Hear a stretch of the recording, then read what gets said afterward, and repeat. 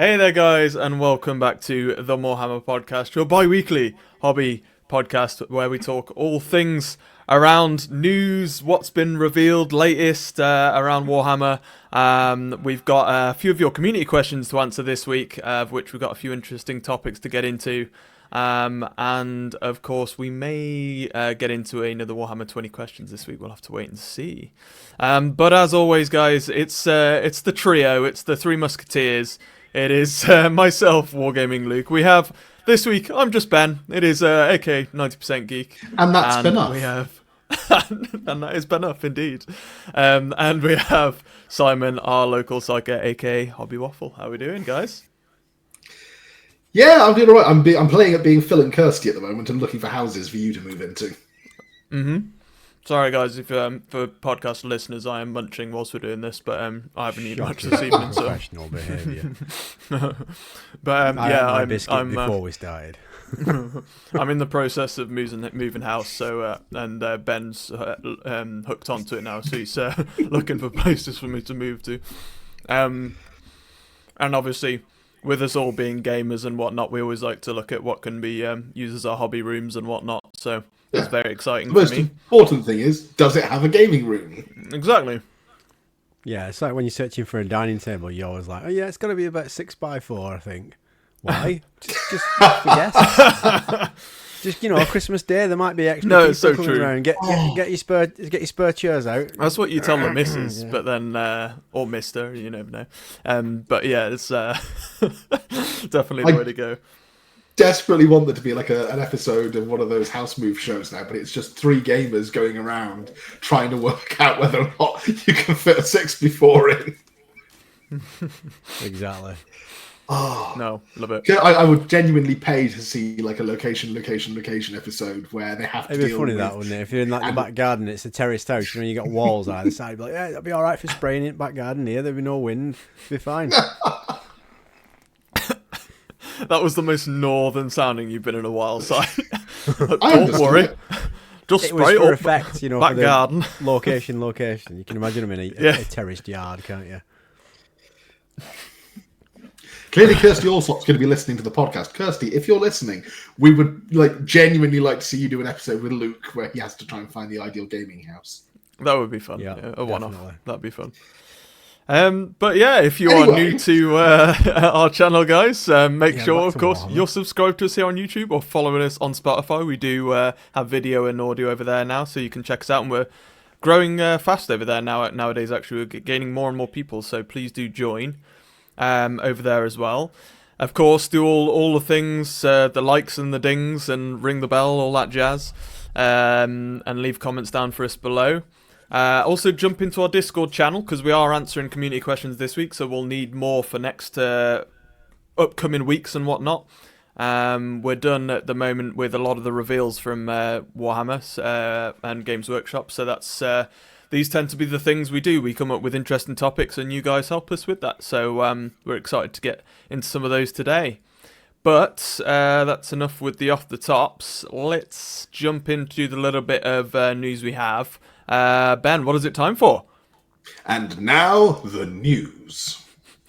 I nearly forgot it then. It's close. Lots of stuff on the mind at the moment. Okay, let's take a look then at the one There's not much. To be honest, there's not much. And we talked about this beforehand. There's a couple of things we can chat about that aren't from articles, but the one main thing, which is actually pretty awesome, I must say, and one thing that does interest me, is the it's the Athramites. I can't remember what they're called. It's the big bug thing that's not a Tyranid. Ashwing Helamites. That's it, Ashwing Helamites. I thought it was. So yeah, for your bloody hell, I can't remember the names of the actual Nomads. Nomads, that's the You're one. sacked. I know, right? And the thing is, these guys are the ones that interest me the most for Necromunda. Like, if I'm going to get into Necromunda, hopefully sooner than later, and do a campaign, these are the guys that I want to do.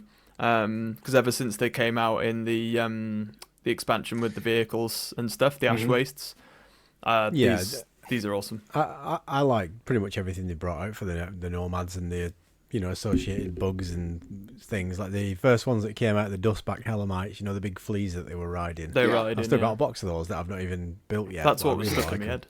I do like the whole those names. ash waste environment, and just it's almost limitless where they could go with it, what they can explore and stuff they can conjure up. All the funky creatures and kind of different bugs and monsters that they create for them is really cool. Yeah, mutant infested, radiation infested. You basically can get away with murder and just say toxic ash waste radiation. Mm-hmm. But yeah, these new Ashwing Hellamites, they're basically guard bugs for their bases above ground and watchers, and they've got a dude, a pack leader, if you like, to keep them under control.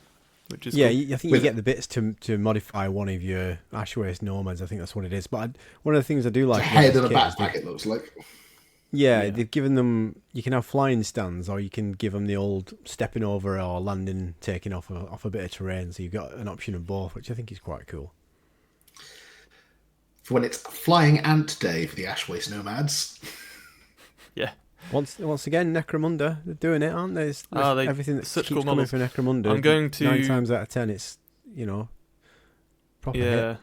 Well, we'll talk about it in hobby updates, but I'm they obviously doing the 40k campaign at the moment. But once we finish that, I'm definitely going to suggest to my local group that we start Necromunda campaign, because all of the releases we've had for the weird Malstrain Gene Stealer stuff and all that.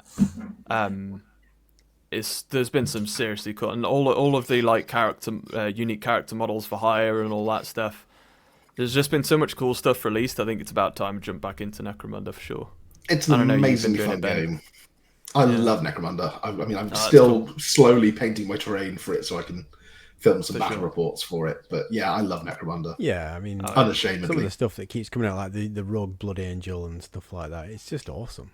Yeah. So no, I can't wait. And these I was always stuck between these or Votann, because I never liked Votann as a full 40k army. But squats for Necromunda, I thought if I just want to dip my feet into it, then might be ideal.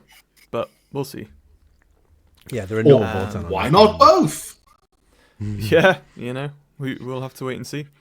But that is the to my knowledge from the last couple of weeks, the only reveals we've had. We haven't really had much dropping on Mondays. There's been last podcast, one today. Are we not missing something? There's one today, which was Helm Hammerhand has got a new model that was released today. Well, previewed today.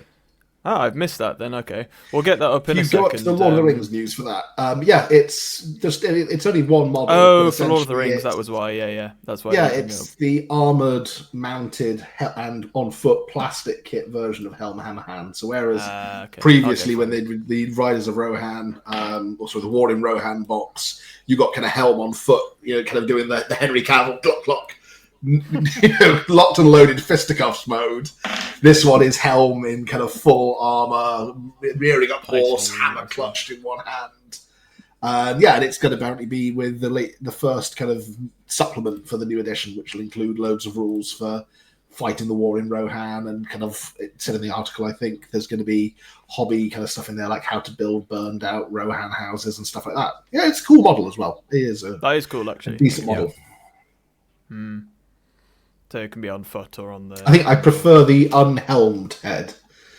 Ironically, given his name's Helm.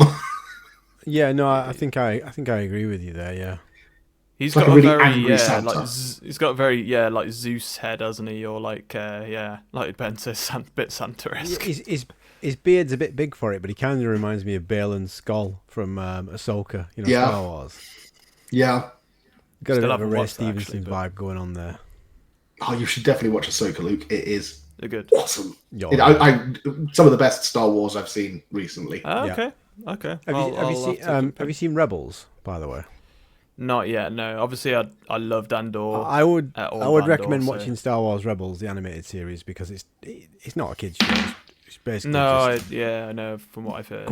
It ties in with Andor as well now. Which is pretty cool. I've been trying to think of some stuff to watch, actually, so I might jump back into some Star Wars stuff, actually. It's been a while, because I'm sort of left hungering for some stuff after Andor finished, because Andor was just awesome. Well, there's a Rebels episode that literally takes place after the last episode of Andor, pretty much.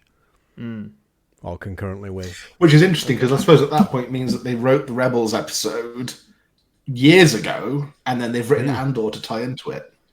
Yeah, which is pretty awesome. Indeed. Anyway, that is it for the news, I think. Yeah, Ben, you were saying though, like there was something attached to Middle-earth strategy game. Maybe you wanted to bring up, or just it mentions in that article that they're going to do a War in Rohan supplement.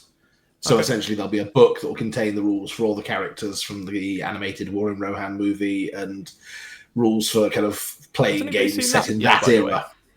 Has anybody seen that? I haven't. I missed it at the cinema, and I keep waiting for it to come to the streaming platform so I can see it. Because I really want to kind of watch it in my own home. I assume it must be on streaming somewhere now. I don't know. From what I've read, though, it's supposed to be really good.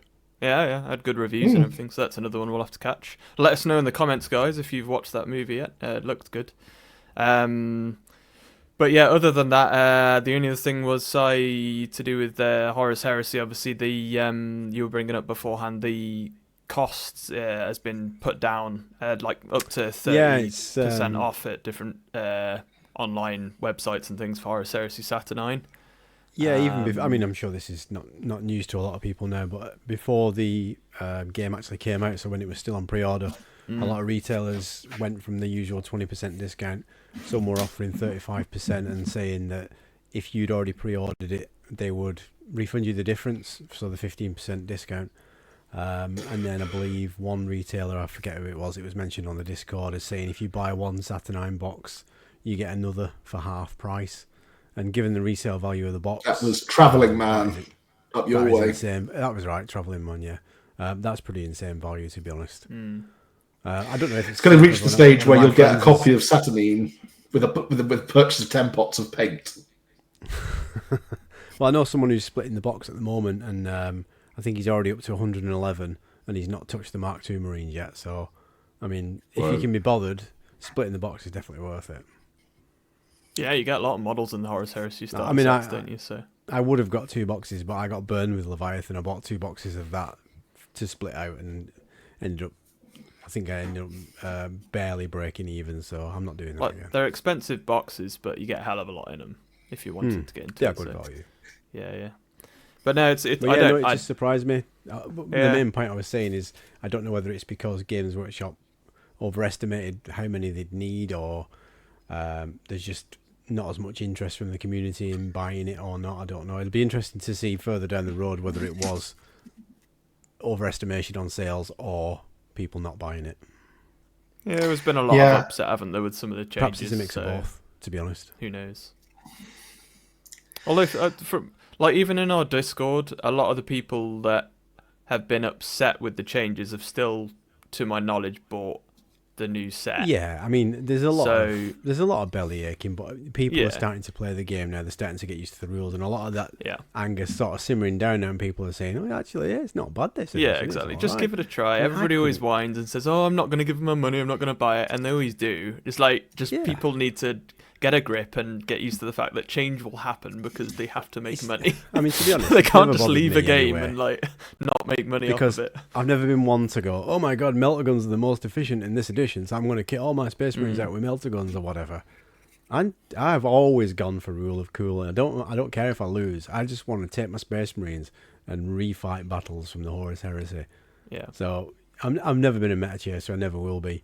So to me, new edition rules doesn't really bother me as long as it was nothing stupid or like a massive drastic change. Then I was always going to buy into it. If you guys are happy with it, there's actually one of the first community questions that we've had for a while. It links kind of into this a bit, I think. So we could jump into questions before we go into hobby updates if you wanted to. Yeah, let's do the questions now. Yeah, there was just Ben. I don't know if you wanted to say something else. Yeah, there was just one thing I was going to say about. In terms of the pricing issue and the new edition stuff, I don't genuinely know how much money Games Workshop, and it would be interesting to see if we can lay hands on figures for this, how much money they make out of new rule sets versus new models. Because I think first and foremost, they probably make I would guess they make the majority of their money from the sale of models rather than the sale of rule books. I think they've always said that anyway, that the books, they don't tend to make a lot off. I do wonder, therefore, sometimes whether perhaps they're making a rod for their own back in this kind of 3-year churn on editions. Whether that they would have been better to have gone, hey, Saturnine, it's the existing rules with a few tidy ups from the FAQ, but loads of new models. Yeah, and I suppose then you'd have got people grumbling and saying, you'd have got people grumbling saying, I've already got these rules, I'm paying for them. The rule books are going for 10 quid on eBay because nobody wants them. But on the other hand, you'd probably have sold lots of boxes either way.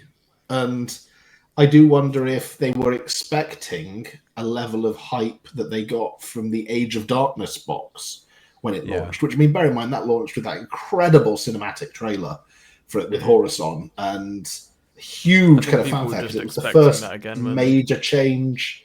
Well, I think it was the first major change to Horus Heresy since kind of almost its inception as a game system. Yeah. And it was a very dramatic change compared to the previous edition.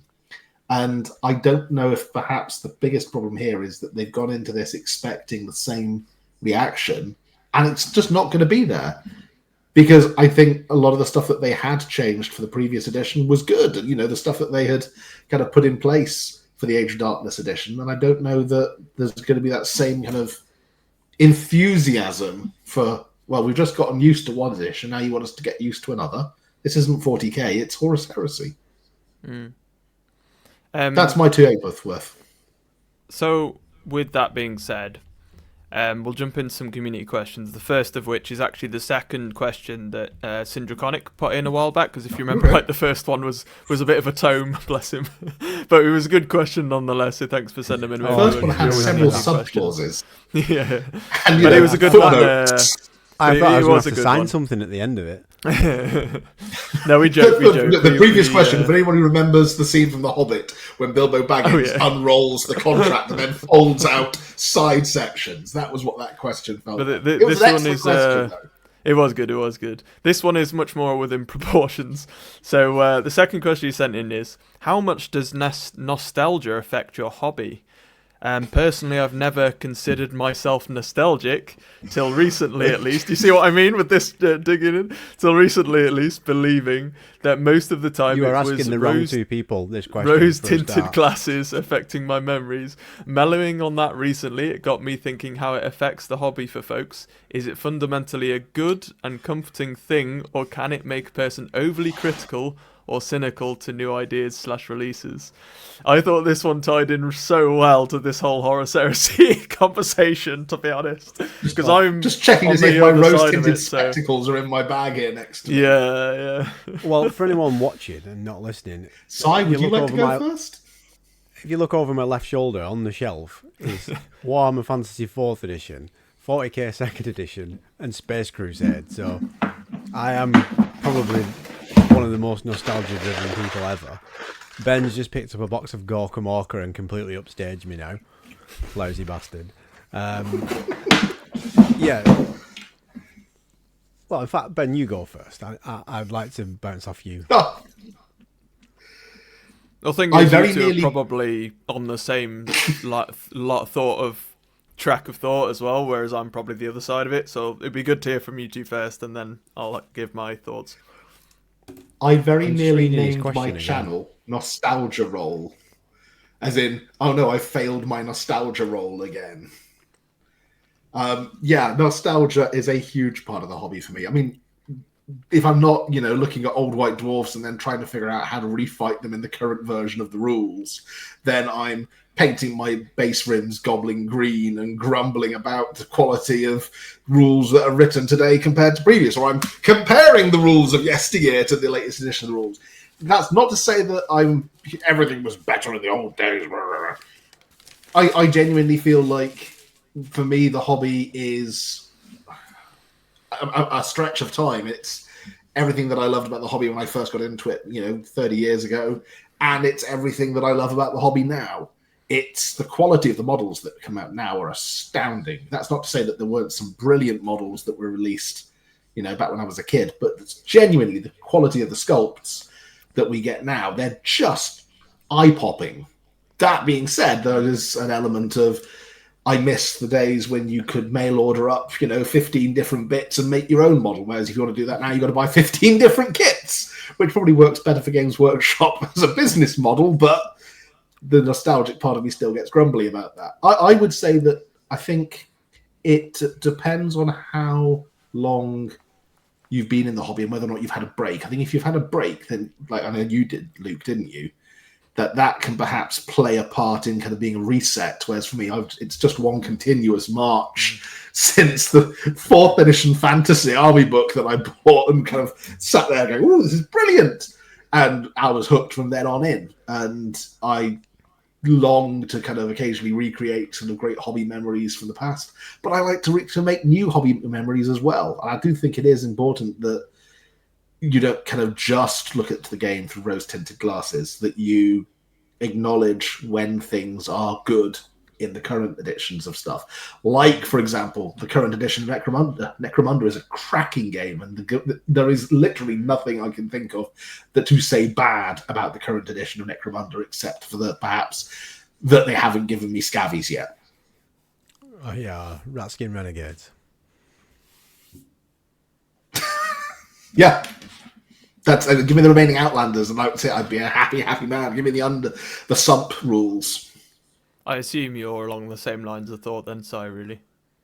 Yeah, I mean, it's a great question. Yeah, it's good. So for me, like Ben says, nostalgia does drive my hobby, but it doesn't sort of skew my judgment, if you know what I mean, when it comes to new things. Like Ben was saying about new sculpts, some of the stuff that's come out nowadays is absolutely amazing, and it doesn't make me think, oh, it's not as good as the old one or whatever. I'll still appreciate everything new that comes. But yeah, nostalgia does drive my hobby in terms of I might want to recreate something from the past that I never could do when I was 12, 13, 14 years old or whatever.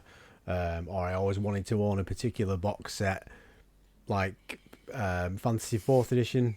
I bought that because I could never get that box when I was a kid. I had a choice of 40k 2nd edition or that, and I went for 40k. So I went back, and the child in me bought that box off eBay and got the missing bits and put a box together. It doesn't... I'm just looking at his question again, to be honest. It is a comforting thing, yes, I agree with that. And I think Ben made a great point about people who've taken a break. It's probably easier for them to deal with stuff and new things. I mean, I did have a break from 3rd edition 40k. I never touched, to be honest. I was reading White Dwarf and still picking it up, but I was in the military at the time and I didn't really get involved in 40k or anything like that. And I came back in 5th edition, so I had a small break.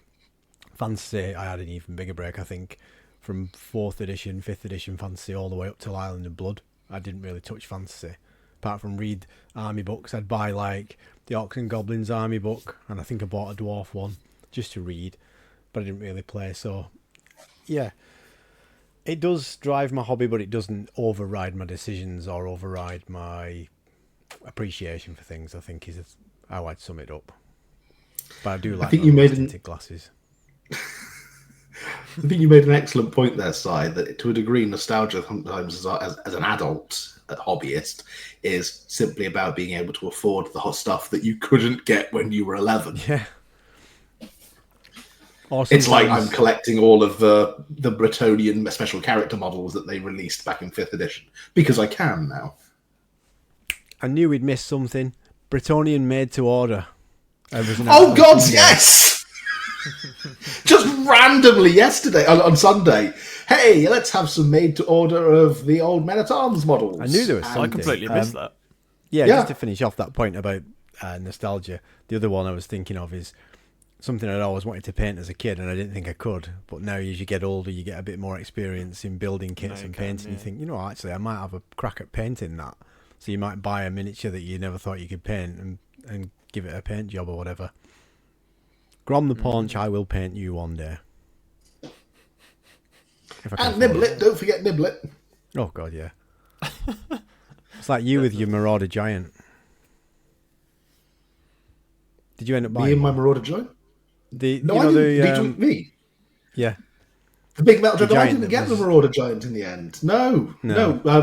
Funkadron, Michael on the Discord got one because I've quite happily fought it, but no, I didn't get the Marauder Giant in the end because wasn't that one that you always wanted though.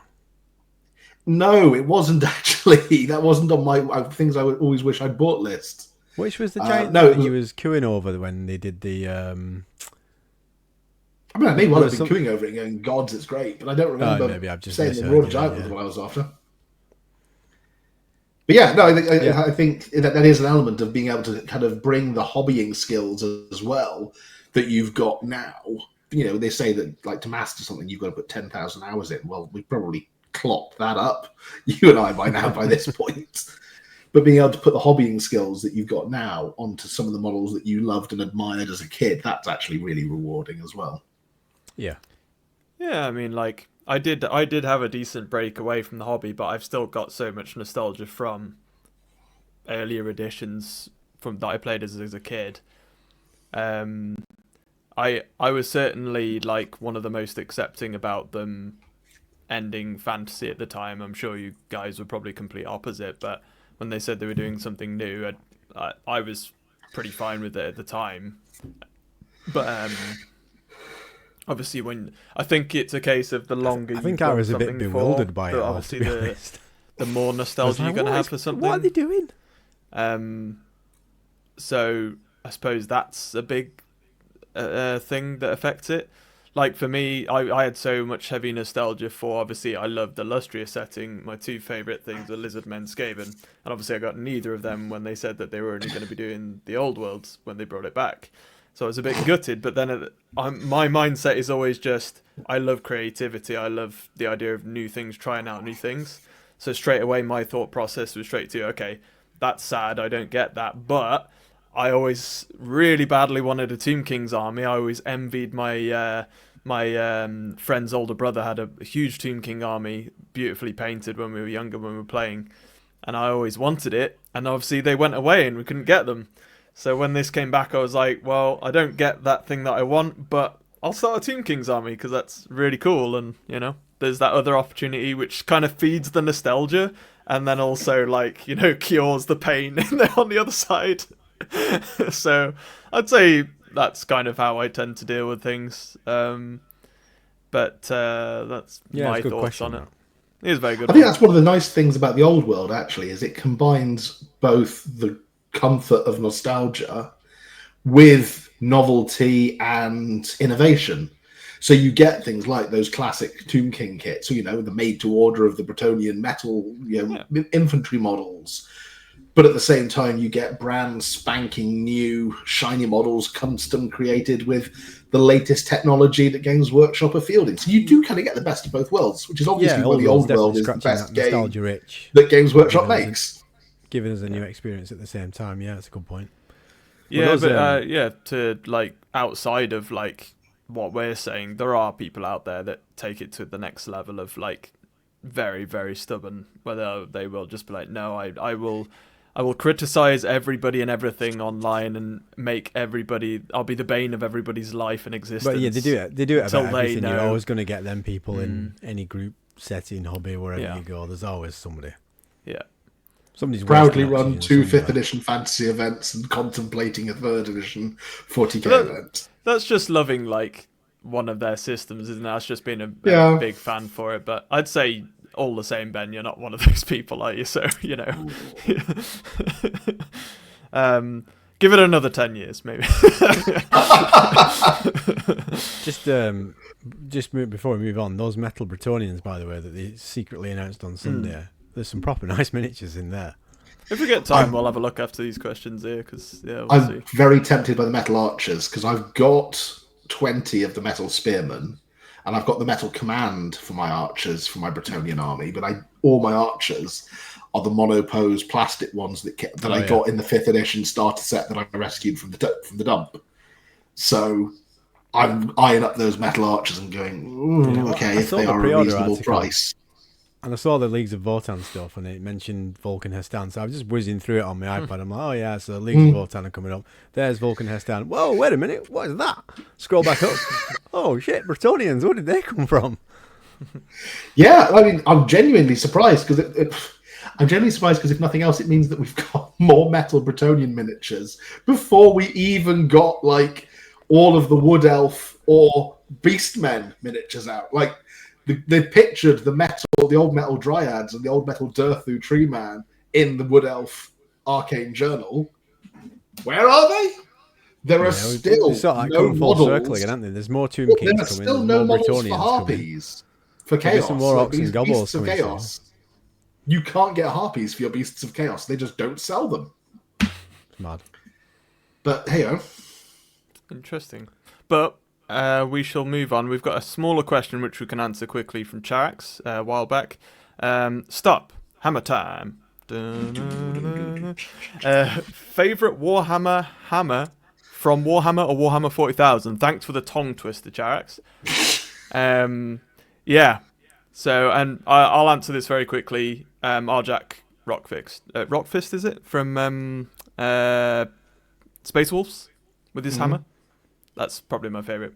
I just always love the pose that he does where he's calling back his hammer. It's very cool. That would be my favourite. I've not got time to properly think about this question because there's loads of cool hammers if I was to look into it properly. So I'm just going to pick Chaplain Xavier because he had a hammer and a crozier. So there you go. he did.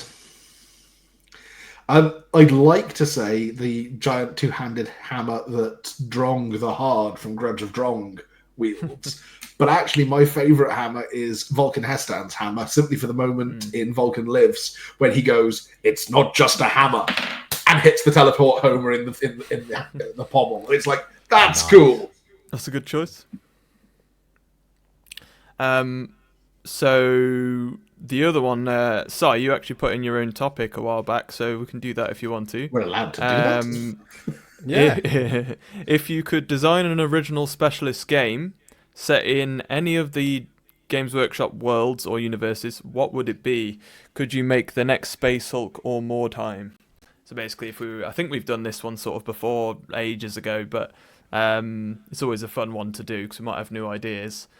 So clearly, I should say Man of War here, just to steal Si's thunder. I've not picked that. I see. I'm trying not to be predictable this Or time. if you're saying original, right? Like an original game. Yeah, made up for yourself. I've always said, for me personally, I do. Have either of you ever heard of Core Space? Of what? Or know what it is? No. It's by Battle Systems. No. Core Space. So you've probably seen it at events before. By Battle Systems, they do like all of the cut cardboard terrain, and the walls stack into each other, and you can make basically like your maze of rooms and whatnot. And basically, each mission you can alter them to the plan in the book that you're doing and the mission to what you want. And it's just one set. It's not the cheapest, but once you're into it, there's no painting to do for the terrain. It looks great. I'll bring up a picture in a minute if I can find it. The campaigns, it's the best campaigns I've played in tabletop Core Space to this day. The models are great, the storyline, and just the systems in general are really cool. I would take that idea and that system, and I'd implement Warhammer lore into it. It would you're kind of going along the same lines of like Warhammer Quest, really. But it's like on another level, basically. Because Warhammer Quest, don't get me wrong, it's good fun, but I think you can take it to higher levels. There are other games out there that definitely do. But yeah, I'll get up a picture in a minute and you'll see what I mean. But that would be my choice, because that's probably still the best campaign I've played through before tabletop. So, but I don't know about you guys, what you do. Do you want to go, Ben, or shall I go? What do you think? You go for it, because that'll give me time to finish firming up my idea.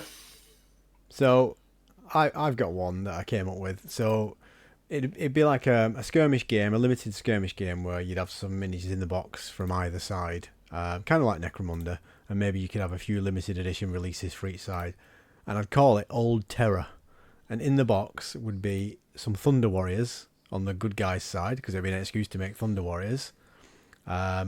Like flawed Space Marines, because they could maybe go off the rails like Thunder Warriors can if they're fighting too hard and whatever. That's cool. And on the other side, forces of the Techno Barbarians, and it'd basically be a skirmish game set on Old Terror.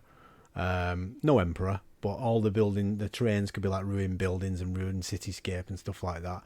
And then you could expand it maybe with some like precursors of the Imperial Army that fought alongside the Thunder Warriors on Earth, like the Geno 5-2 or whatever.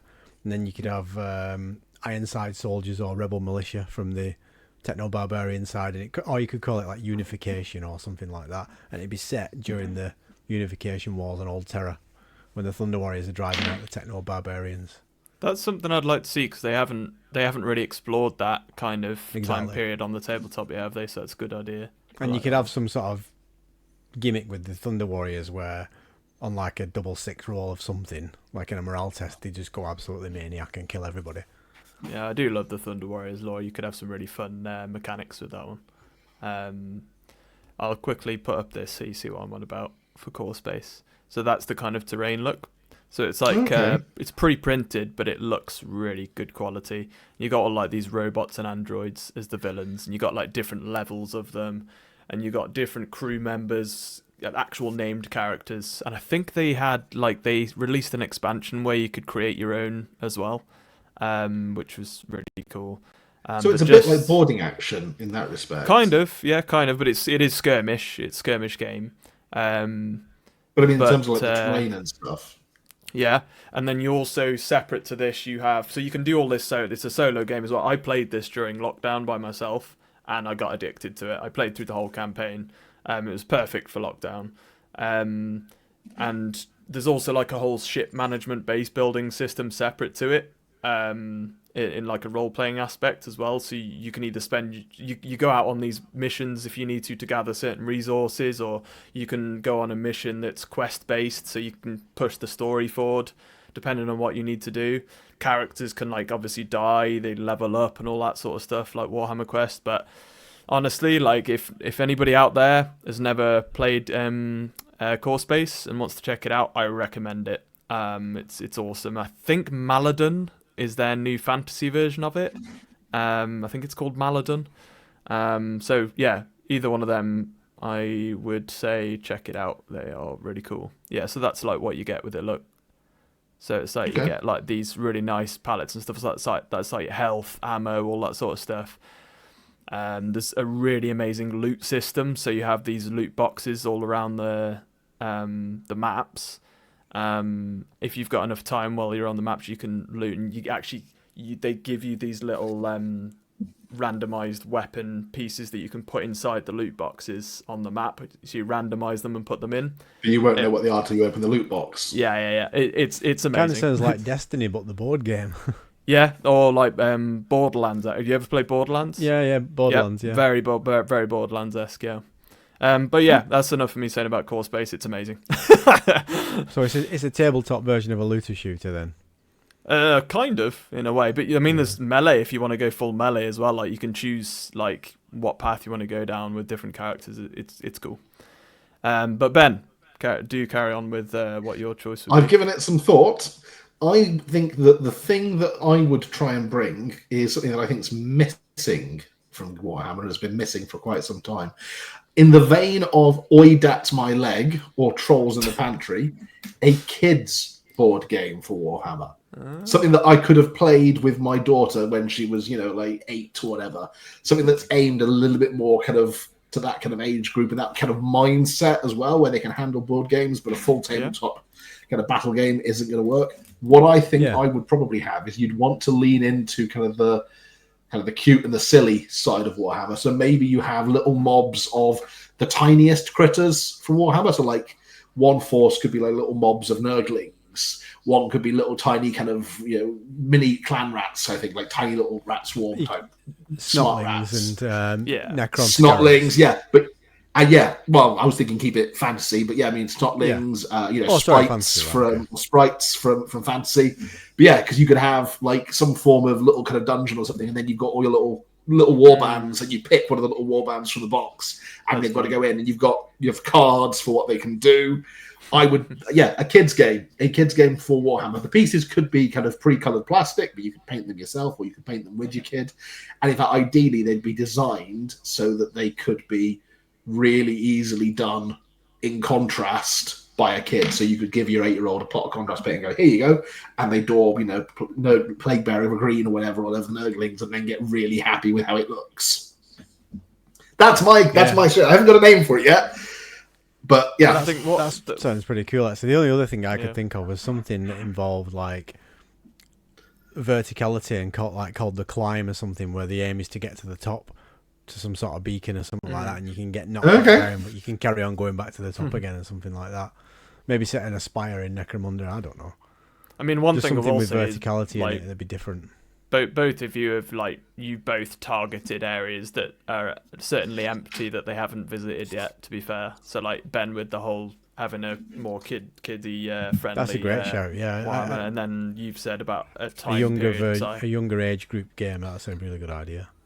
And then yours about a time period we haven't visited yet as well. I can see that being a hit as well. To be fair, no, that was cool. That was a good topic to bring up, Si, I think. See what we could conjure up, and I'm sure if we came back to that question in a couple of months, we'd have whole other new ideas as well. No, so you say that. I'm fairly sure that come Sunday or something, Games Workshop are going to announce that they're releasing, a old Earth strategy game plus, a range of kids' board games, because they seem to listen to the podcast and then release what we've talked about. That's true. Terror. Well, we've said, haven't we, that there's something we're not sure what it's going to be, possibly Specialist coming out end of this year, so that would be hilarious. Yeah. Yeah. That would take the whole Psycho Simon thing to another level, mate. That would... a Risk-style board game called Unification Wars, I would buy that in a second. Oh, that would be pretty cool, that would, yeah.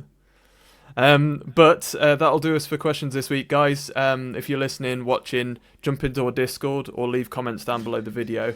Give us more questions and topics. We will bring them up in the weeks to come. We love to get into them.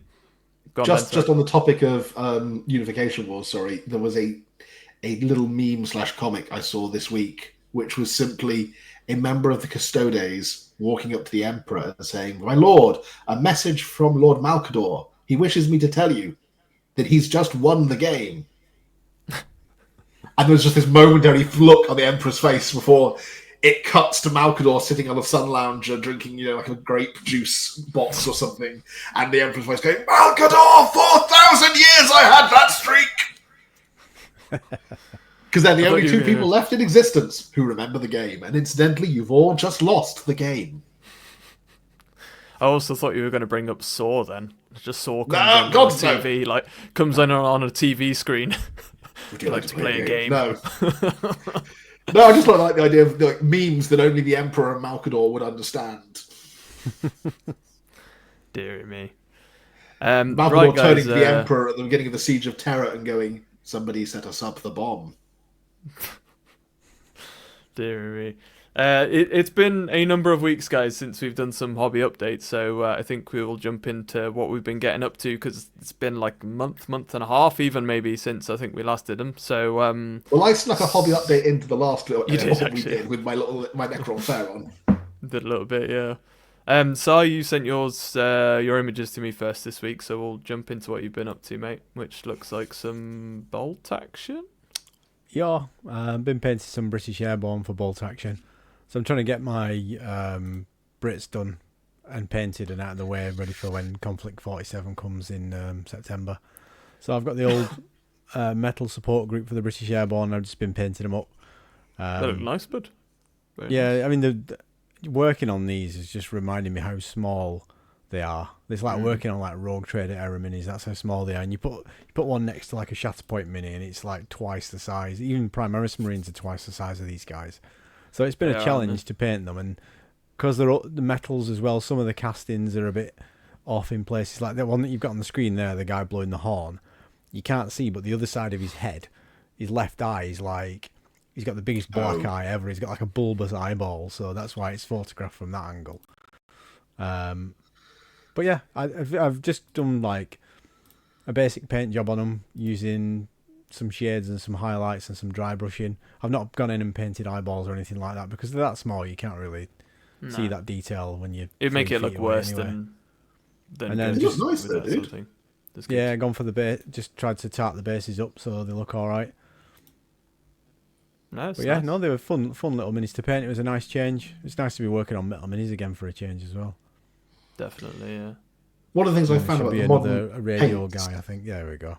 That's the one of the bristles off my dustpan and brush as the aerial for his radio. Oh, really? Nice. I like it. Yeah, no, that's good, man. So it's been mostly bolt action for you then, Si, really, for yeah, bolt action, and then I've been building the Saturnine stuff in the background as well, but I haven't got any pictures of it. Yes. I saw you put up a video, actually, earlier, I think. Yeah, I've just done a magnetising video, yeah. For the Dreadnought. Yeah, it's, I think I've got half of it here. Ugh! Just dropped half of it. Nice. So, yeah, no, that's good to hear, bud, and you'll have to keep us updated on what you end up doing with Saturn as well. Are you going to be planning to get some more bolt action in then, are you, I imagine, soon for playing? Do you mean get some more games in or some more minis? Yeah. Games. Oh, yeah, I'll be play some more bolt action, and then when the new Conflict 47 version comes out in September, I'm definitely going to be trying that. I've pre-ordered the starter set. I find bolt action's one of the easy ones to jump into after a while as well, because it's nice, simple rules and flows quite easily. Yeah, and Conflict 47 mainly uses bolt action rules, and then you got the new Rift tech rules in there with the Rift dice and stuff like that, so that should be interesting. I always loved the random alternating turns where you dip your hand into the bag and see what you pick out. It's always fun. Yeah. One thing I am going to try and play some more of as well is Halo Flashpoint, because they just announced a new expansion for the ODST Drop Troopers. I've not tried it yet. Seeing those. It's more like an arena shooter, isn't it? That one where it's more like almost playing a first-person shooter, so it's like grid-based, isn't it? And then it's like kind of, yeah. There's still like verticality and stuff like that with the terrain. Yeah. But it's almost like playing the Xbox multiplayer game, but on the tabletop, so that when you die, you can spawn another Spartan back in and stuff like that. It's a good game. It's fun. And it's easy to learn as well. Interesting. I need to pop to, like, the, what's the main game show in Birmingham? Expo. UK Games Expo. I need to pop back 1 year just to try out all these different games, because it's great for that. If you want to, like, catch up on and trial different things, you can literally do it in 1 day and just have a little go at different things. Yeah, they were running demo games at ChillCon that I went to in March for Halo Flashpoint. Yeah, there was a guy there running a game for that. Just little events like that. So yeah, I'm sure all these different little shows, if you go to one of them, you'll be able to have a demo game. Yeah, for sure. Right, I have my photos up for little bits I've been up to, so I'll go through mine if that's all right, Ben. Go for it, dude. I've got yours up after that. I honestly can't remember since whenever we last did updates what has been maybe painted since then. Probably not much actually, because I've been into my video games a lot at the moment. But that snazzy Alton Saar Eldar at the foreground there is worthy of mention. Yep. I know it's not yours, but it's very snazzy. No, it's not. But no, I thought this photo was actually pretty cool from the viewpoint of the tank there for the Eldar. So this is shout out to Scott. He's on our Discord. We have a 40k game now and again. This was with my. Is that a fire prism he's painted there? It's fire prism, isn't it? Yeah. Yeah. But no, his scheme's really cool. I've never seen this scheme before, so like actually done in person. So yeah, he's done a good job, and since even last time I played against his Eldar, he's painted up a couple more things, so it's nice to see. And it was a fun game again. I think it was a victory to the Necrons, but it was a fun game. It was a good one because he likes to play a lot of the jet bike units. Oh yeah. You can't see on this picture, but oh my life, they are hard to deal with, especially when you're Necrons and you just can't catch up with them. Zoom. Yeah, it's a case of just I will sit there and attempt to shoot at you. Did he run Vipers as well, or just jet bikes? I think he may have had one Viper in that game, possibly. But I mean, he had like 4 units of 3 jet bikes with like different weapon. It's like the smaller version of like the Star Cannon things, I think, and they just fire so much at you, and he's just very hard to deal with. But because they can come out of reserve a turn earlier than you're supposed to be allowed to with Eldar, so I believe they can jump in turn 1 if they want to, but they just have to do it on a roll, I think, or something like that. And it gets pretty nutty. But it was fun. It was a good game. I enjoyed playing against them. I had to really think about how I was doing things. But that was that. And then we finished a big part of our 40k campaign we've been doing, which obviously I painted up it's not the best image here, but I've been painting up my Tyranid army for, and obviously all the terrain. And this was the first game I had here with all of the terrain on the tabletop, with some ruins that we sprinkled in and bits and bobs. So it was really cool to see it all come to fruition and be on the table. Yeah. And it looked very disgusting and very awesome. So, and I think this was against my friend Finn. Yeah, he was using his World Eaters, so it was very much Khorne getting endless blood for the Blood Guard and Tyranids feeding for biomass. So it was like one of those head-to-heads where nothing good came of that. But in terms of our campaign, we finished the main first phase, as we've called it. And basically, we've said that for each phase, we've got 3 main factions, Tyranids, Imperium, and Chaos. And after the first phase, Tyranids have won the first phase. It's not just me. We have other Tyranid players in the group as well. But yes, Tyranids have started their consumption of the planet of Lumia 3, I think it is. So not good for the Imperium or Chaos. So we'll have to see how it continues. But yeah. But Ben, that's pretty much it for me. In terms of my painting, it was probably just the rest of the terrain, so it's there to see anyway. It's looking good, man. But yeah, crack on with what you've been up to, Ben. So I've only actually taken a couple of pictures. I've painted a lot more, but I've only actually taken a couple of pictures. I decided, because I got bored of my Necrons, that I'd do some work on my Dark Angels, and I was kind of playing around with stuff and went, I don't really like Reavers in green. Like, I feel like it doesn't fit in kind of the green wing battle companies. So I was trying to think about which company would I put Reavers in if I was Lionel Johnson. And I kind of went, well, okay, the Dreadwing, but we don't have the Dreadwing anymore. And then it kind of went to me, well, drop packs, Raven Wing, hitting hard, fast, shock troops. That's pretty much what the Raven Wing do. That's what Reavers do. So I picked up a Reaver in Raven Wing colours just to see how he looked, and I was really pleased with him. So I've got another 4 on the painting table, mostly done. Where's his emo hair, Ben? I'm totally on board with this. Raven Wing, not Raven Guard. Oh, come on. Oh, sorry. I thought you said Raven Wing. Dark Angel. No, Raven Wing. He's got a sword on his shoulder like that. Do you know, I'm properly on board with this. I remember once I got absolutely crucified on the Bolter and Chainsword because I posted a thread when the new Infiltrators came out. You know, with Shadow Spear, the box that came out with the new 4 Boss Marines. That looked absolutely awesome. So I posted a thread saying, would they be a good fit for Raven Wing? Because, you know, a dismounted Raven Wing have got to be a thing.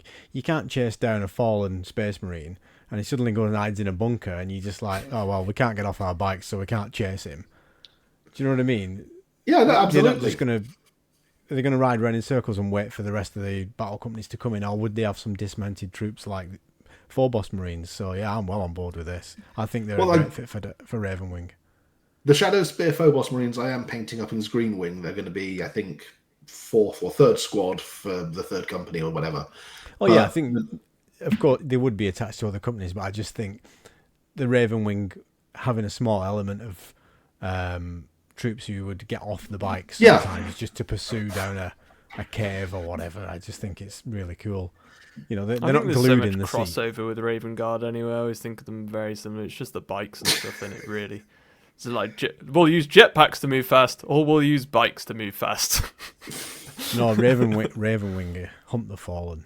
That's one of their very much so. missions. Does beg the question now that the Lions returned and started redeeming the Fallen, whether or not they've kind of repurposed their role as well. That's not really something that's been explored in the background. Maybe you said, hunt them down, but this time you're not allowed to kill them. Bring them to me for judgment, I suppose. Yeah, well, normally you would take them to the interrogator chaplains anyway, so I suppose not much has changed there. Yeah. But so yeah, this is one of the things I've been painting, and I've got a whole bunch of other Dark Angels. And then just nice. The other thing was I finished my Rapun's Stillioness model, and I think there's another picture of her. This is her from the front, and there we are. There's you can get the full effect from the side. There is supposed to be a tip on the lance that kind of doubles as her banner pole, but my cat helpfully broke the tip off the lance. So, yeah, so I was going to say, it looks very flat to the top there, doesn't it? It works. It's all right, though. It still works. Yeah, it's fine. But yeah, no, I've kind of got this. I realised that I now have every character model that they produced for Bretonians in kind of the original 5th edition run. And it was entirely accidental. Like, I didn't intentionally. I'll set out. Accidental. No, genuinely, it was like I was after what's he called? My brain's just Tristan the Troubadour, the one that comes with I'm definitely the jester I on a hobby accidentally horse. bought some new golf clubs. I accidentally ended up getting all the Bretonian characters. Now, I bought Tristan the Troubadour from a guy who was selling off some old models, and I got, I think, like Acorn Hellbrass and a few really knackered old Bugman's dwarves as well. And then it randomly had Baron de Odo in there, and I already had Suleiman. Yeah, that's it. And I already had like Suleiman the Saracen I bought him to go in my Praetorian Imperial Guard Rough Riders.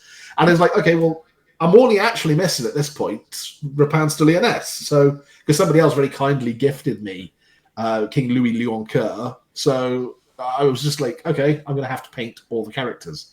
But then, so recently, my friend Bobby, who regularly appears on Arbiter Ian's Tale of Four Gamers kind of series, she started doing an undead army or a vampire count Salamian army for my 5th edition campaign weekend a couple of years ago. And she messaged me recently to say that she realized that she's now got well over kind of 5,500 points worth of square-based undead. And she was thinking it would be really cool to have a game against somebody else who's got a large army of square bases. And who else did she know that had a large army of old school square bases that would be willing to play 5th edition? And I kind of went, well, hold me back. I'm sure this will take me, I can't possibly. Yes, I'm in. So I kind of thought about it and went, well, in terms of course, this is before they announced the made-to-order Bretonians infantry. I may have to get some of. But I kind of looked at it and went, well, I've got all the Bretonian special characters. How interesting would it be to field all of the Bretonian special characters in one army? So have the army led by Louis Leoncoeur and the Fey Enchantress and the Green Knights and Rapin de Lyonesse. Yes, and everybody can just turn up, and it'd be like the scene from Avengers Endgame, on your left, and then they all just start riding out of the woods. Well, I'd imagine one of the next campaign expansions will probably be Bretonians involved. I would expect so. We know we've got Border Princes coming, the Cetra coming. So I would imagine there'll be something Bretonian based to follow. I should think so. Circle of Blood! Yeah. Because why not? And no games for you, Ben, since whenever we last did them? No, unfortunately, games. No. I'm hoping to get one in the next couple of weeks, but life has got in the way otherwise. I couldn't remember if we had since last time, to be honest. I've been playing Space Marine 2. I've decided that the auto bolt rifle is my new favourite. Just being able to pump out. Is that the submachine gun style? That's the one that does shorter range, but shorter, massive auto. Not the carbine, that's more like an Uzi. But the one that lets you fire like 30 rounds in like less than 10 seconds. I can't remember which one. The auto bolt rifle with the box mag. Okay, I think that's what I ended up using a lot of, because it was quite nice at multiple ranges and whatnot. But yeah, the heavy bolter is fun as well. But no, for generally, whenever I see the weapons pod has come down and it's got like a selection of, would Sir like to change his weaponry? Oh, let me have a quick browse. And I know you're off doing a mission, but I'm just going to peruse the selection to see what I want. I was a sucker for carrying on using the chainsword as well, just because it looks so cool when you. Yes, I generally use the chainsaw fighting knife and take the chainsaw. Got to be done. But yeah, I've tried each of the different variants of the bolt rifle now, and the auto bolt rifle for maximum pumping out appeals to me. Definitely. Well, it was a nice way to end it this week. Possibly if we get time next time, because we're at about the hour mark there, guys. So I think we're going to leave it there for this week, because we got quite into your questions this week and topics. So that was quite nice, actually, for this week. Like I say, guys, make sure to leave them in for future podcast episodes, and we'll be sure to get to those. And of course, make sure you're subscribing and over on Spotify following us there. It very much helps indeed. And other than that, before we go, I'll start with you, Ben, since you're at the top this week. Where can people find you, bud? You can find me over on my channel, 90% Geek. Come on over. I haven't had a new video for a couple of months just because life has been very busy, but I am working on a trio of tasty treats, old world related and otherwise. So come and subscribe if you don't want to miss out on those. And you can also catch me over on Blue Sky, regularly kind of posting hobby pictures, generally gibbering geekily there, and of course on our Discord. Indeed. Si? Yeah, you can find me on my own channel at Hobby Waffle. I've just done a video on how to magnetize the Saturnine Dreadnought. It's dead easy, but I just thought I'd do a video guide on it because I've done one for the previous Dreadnoughts. So yeah, you can find me on there, and then you'll also find me on Blue Sky as at Hobby Waffle, and also on Reddit as well. I always forget to mention I'm always on Reddit, commenting on stuff on there. Plus, I'm trying to get the streak for 365 days of continuous Reddit usage, so I'm well on a mission for that one.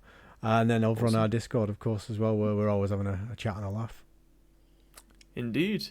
And as for me, guys, I'll be on here sorting out the podcast, and of course, Blue Sky is the main place nowadays. So come and chat with me over there. And to be honest, more place than anywhere, our Discord channel, like Ben said, just like chatting with you guys whenever we're talking about the hobby and whatnot. We've got a bunch of different channels in there, so come and join us. But we'll leave it there, guys, and as always, stay safe, enjoy your hobbying, get in the comments, get involved, let us know what you've been up to. But until next time, we'll see you later. Happy wargaming. Bye. Bye.